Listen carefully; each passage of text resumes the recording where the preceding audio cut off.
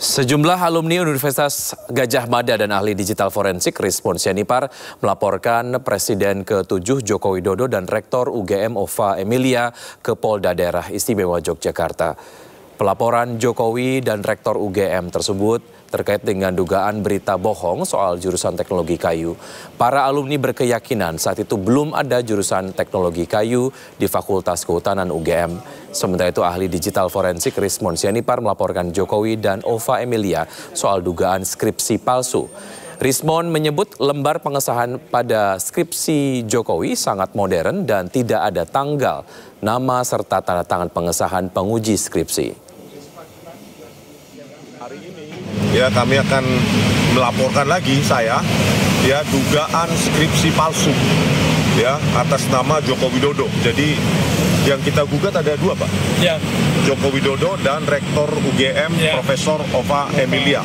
Ya, lembar pengesahan skripsi tersebut sangat modern, tidak ada tidak ada tanggal dipertahankan di depan penguji, dan pada skripsi tersebut juga tidak ada lembar pengesahan penguji. Sebelumnya ahli digital forensik Rizmon Sianipar juga melaporkan Presiden ke-7 Joko Widodo ke Polda DIY. Jokowi dilaporkan karena dianggap menyebarkan berita bohong soal dosen pembimbingnya saat berkuliah di Fakultas Kehutanan UGM Yogyakarta. Rizmon Sianipar mendatangi Mapolda DIY pada Selasa siang. Didampingi kuasa hukumnya, Rizmon melaporkan Presiden ke-7 Joko Widodo atas dugaan menyebarkan berita bohong soal dosen pembimbingnya, Kasmujo, saat berkuliah di Fakultas Kehutanan UGM Yogyakarta. Jokowi menyebut Kasmujo merupakan dosen pembimbing skripsinya di Fakultas Kehutanan UGM pada tahun 2017. Namun Kasmujo membantah hal tersebut dan mengaku hanya merupakan dosen pembimbing akademik. Kasmujo kembali memberikan pernyataan berbeda saat ditemui di rumahnya dan mengaku hanya asisten dosen. Rizmon pun meminta polisi segera menindaklanjuti laporan ini dan memeriksa Joko Widodo.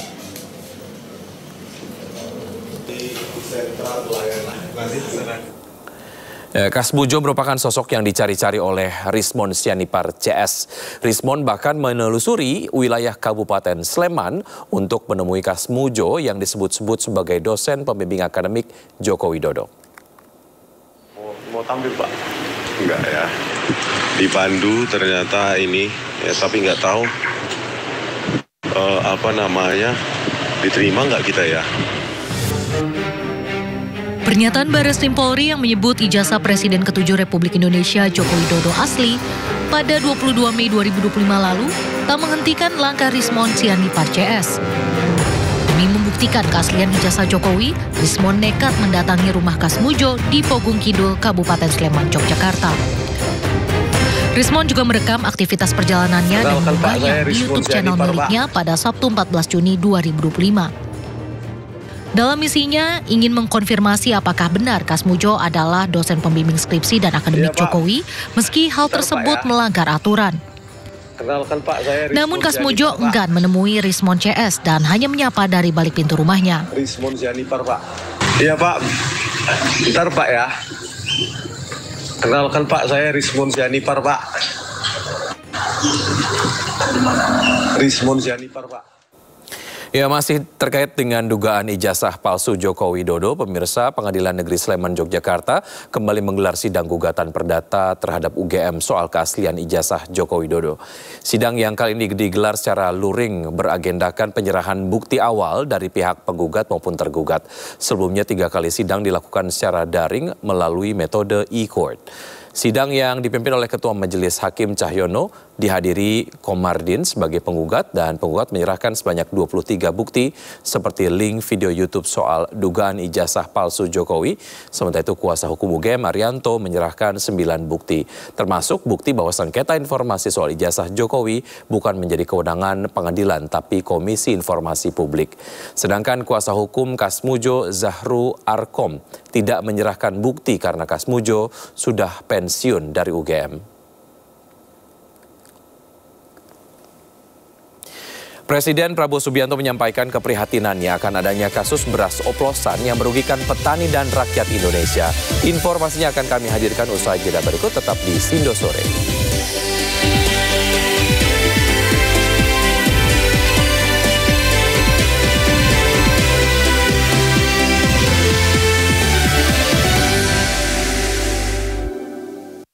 Beralih ke informasi lain, pemirsa, polisi menetapkan nahkoda kapal Barcelona 5 yang terbakar di perairan Talise, Sulawesi Utara sebagai tersangka.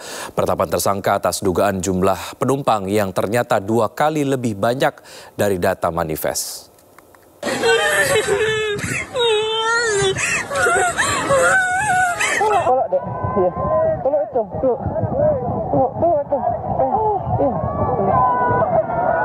Kapal Barcelona.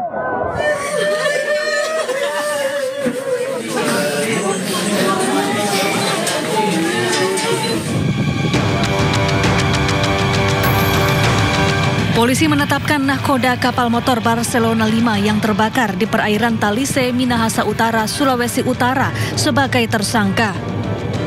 Penetapan tersangka terhadap nahkoda berinisial IB dilakukan atas dugaan jumlah penumpang yang tidak sesuai manifest. Polisi juga masih mendalami pemeriksaan terhadap 13 anak buah kapal.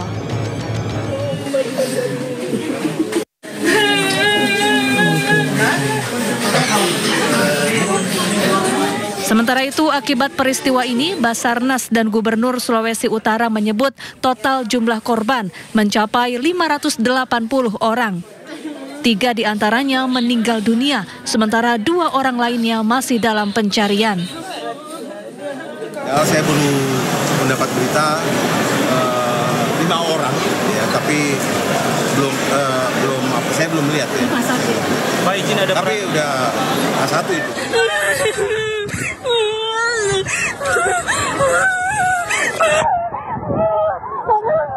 Sebelumnya KM Barcelona 5 terbakar di perairan Talise, Minahasa Utara saat berlayar menuju Manado, Sulawesi Utara Minggu siang.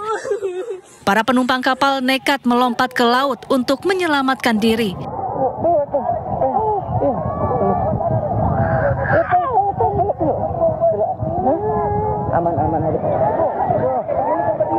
Diduga jumlah korban 2 kali lebih besar dari yang terdata dalam manifest, yakni 280 penumpang. Dari Manado, Sulawesi Utara, Jeffrey Langi, iNews melaporkan. Data manifest kapal Barcelona 5 yang diterima tim SAR tidak sesuai dengan jumlah penumpang yang dievakuasi. Perusahaan mengirimkan jumlah manifest sebanyak 280 orang, tetapi tim SAR mendata sebanyak 568 orang diselamatkan dari laut.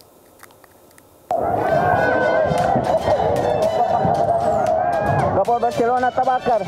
Barcelona 5. Penyebab terbakarnya kapal motor Barcelona 5 di perairan Talise, Minahasa Utara, Sulawesi Utara Minggu kemarin masih dalam tahap penyelidikan. Berdasarkan data manifest, terdapat 280 orang di kapal. Namun, kenyataannya total korban yang dievakuasi mencapai 568 orang. Sampai saat ini, totalnya berjumlah 571 jiwa. Dengan yang selamat 568. Untuk korban meninggal 3 jiwa. Hingga saat ini penyelidikan terkait kebakaran dan potensi kelalaian masih terus terjadi.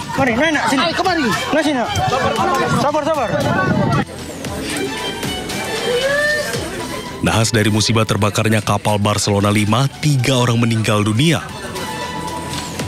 Ketiga jenazah sudah diidentifikasi, salah satu korban adalah ibu hamil.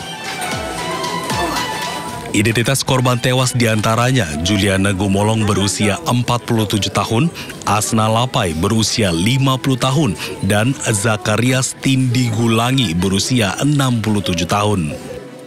Tim Liputan iNews melaporkan.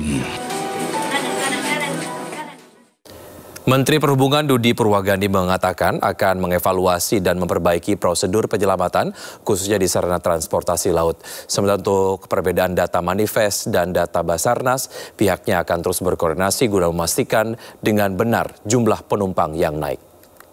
Penyelamatan kami serahkan kepada Basarnas sebagai leading sektor, untuk penyelidikan kami serahkan kepada KNKT.